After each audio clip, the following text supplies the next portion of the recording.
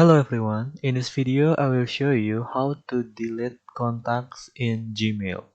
First of all, open your Gmail account and then in the right side, click the contact icon. And then choose the contact that you want to delete and click on that contact. And then click the delete icon to delete this contact from your contact.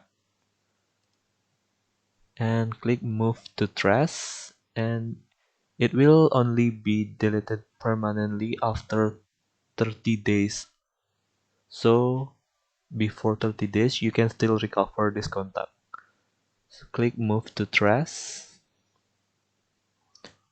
and yeah, that's how to delete contacts in Gmail. If you like this video, please subscribe this channel and see you in the next video.